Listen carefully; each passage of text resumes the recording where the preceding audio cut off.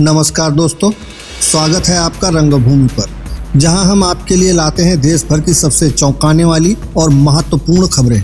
आज के इस एपिसोड में हम आपके लिए 5 ऐसी घटनाएं लेकर आए हैं जो आपको झकझोर कर रखती हैं। दिल्ली में एक बस में लगी आग से लेकर उत्तर प्रदेश में रेल दुर्घटना की साजिश और केरल के सिनेमा जगत में लगे गंभीर आरोपों तक, साथ ही पश्चिम बंगाल में हुई एक बेहद दुखद घटना के बारे में भी जानकारी देंगे। आइए शुरू करते हैं। दिल्ली बस आग दुर्घटना। आज दिल्ली में एक बड़ी दुर्घटना होते होते बची, जब जगतपुरी बस स्टैंड पर एक क्लस्टर बस में आग लग गई। यह बस सीमापुरी जा रही थी और इसमें लगभग 40 यात्री सवार थे। फायर ब्रिगेड के स्टेशन ऑफिसर अनूप सिंह ने बताया कि उन्होंने तुरंत मौके पर पहुंचकर आग बुझाई। ड्राइवर के अनुसार आग बस के एयर कंडीशनिंग प्लांट में शॉर्ट सर्किट की वजह से लगी। सौभाग्य से किसी को कोई चोट नहीं आई, लेकिन बस पूरी तरह से जलकर खाक हो गई। इस घटना ने राजधानी में सार्वजनिक परिवहन की सुरक्षा को लेकर गंभीर सवाल खड़े कर दिए। उत्तर प्रदेश में रेल जिहाद की साजिश। भारत में जिहाद की घटनाएं सिर्फ एक प्रकार तक सीमित नहीं रह गई। जहां हम पहले लव जिहाद, जमीन जिहाद जैसी अवधारणाओं से परिचित थे, अब एक और खतरनाक रूप हमारे सामने आ रहा है, जिसे लोग रेल जिहाद कहने लगे। उत्तर प्रदेश के फर्रुखाबाद जिले में एक ऐसी ही साजिश का पर्दाफाश हुआ, जहां भदासा रेलवे स्टेशन के पास रेलवे ट्रैक पर एक 137 सेंटीमीटर लंबा और 30 किलो वजन का लकड़ी का लट्ठा रखा गया था। यह साजिश कासगंज फर्रुखाबाद एक्सप्रेस को पटरी से उतारने के लिए रची गई थी।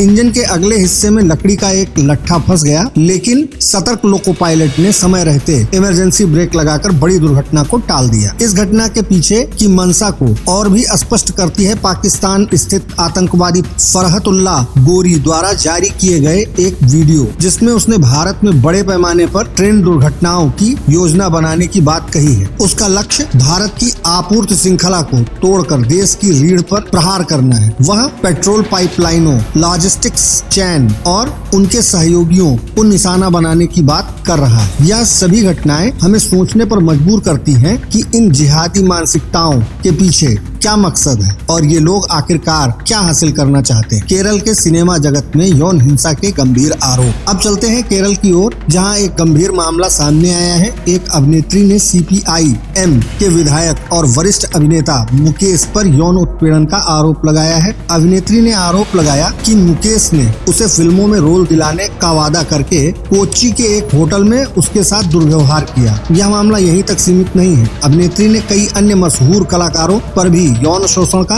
आरोप लगाया है, जिसमें जयसूर्या, मिनियान पिल्ला राजू और एडावेला बाबू शामिल हैं। यह आरोप हिमा समित की रिपोर्ट के जारी होने के बाद सामने आए, जिसने मलयालम सिनेमा उद्योग में महिलाओं के खिलाफ संगठित यौन हिंसा की गंभीरता को उजागर किया है। केवल मलयालम सिनेमा ही नहीं, बंगाली फिल्म अभिनेत्री ऋताभरी चक्रवर्ती ने भी बंगाली फिल्म उद्योग में व्याप्त यौन शोषण के मामले को उजागर करने की बात कही है। यह सभी घटनाएं हमें सोचने पर मजबूर करती हैं कि आखिर ये सिलसिला कब रुकेगा और कैसे हम इन उद्योगों में महिलाओं की सुरक्षा सुनिश्चित कर सकते हैं। पश्चिम बंगाल में 8 वर्षीय बच्ची के साथ बलात्कार। अब एक और बेहद दुखद और चौंकाने वाली घटना पर नजर डालते हैं। पश्चिम बंगाल के कुछ बिहार जिले के राजापुर गांव में 26 अगस्त को 50 वर्षीय खैबर मियां द्वारा एक 8 वर्षीय हिंदू बच्ची के साथ बलात्कार का मामला सामने आया है। यह घटना न केवल समाज की नैतिक गिरावट को दर्शाती है, बल्कि इस पर जिस तरह से मीडिया ने रिपोर्टिंग की, वह भी सवालों के घेरे में। इस गंभीर मामले को मुख्य धारा के मीडिया में पर्याप्त कवरेज नहीं मिली, जो कि चिंता का विषय है। यह घटना हमें यह सोचने पर मजबूर करती है कि समाज में ऐसे जघन्य अपराधों के खिलाफ आवाज उठाना और न्याय की मांग करना कितना जरूरी। महाराष्ट्र में महिलाओं के खिलाफ अत्याचार पर कांग्रेस नेता की प्रतिक्रिया। अंत में महाराष्ट्र में महिलाओं के खिलाफ बढ़ते अत्याचार पर कांग्रेस नेता रमेश चेन्नीथला की टिप्पणी पर नजर डालते हैं। हाल ही में राष्ट्रपति द्रौपदी मुर्मू ने कोलकाता में एक महिला डॉक्टर के बलात्कार और हत्या की घटना पर अपनी चिंता व्यक्त की थी। इस पर प्रतिक्रिया देते हुए रमेश चेन्नीथला ने कहा कि राष्ट्रपति को महाराष्ट्र में हो रहे अत्याचारों पर भी ध्यान देना चाहिए। उन्होंने कहा कि महाराष्ट्र के लोग भी बदलापुर में हुई घटना से बहुत आहत हैं और राष्ट्रपति को पूरे देश की महिलाओं के लिए खड़ा होना चाहिए। यह बयान हमें यह सोचने पर मजबूर करता है कि महिलाओं के खिलाफ हो रहे अत्याचारों के खिलाफ सिर्फ एक राज्य में ही नहीं बल्कि पूरे देश में एकजुट होकर खड़े होना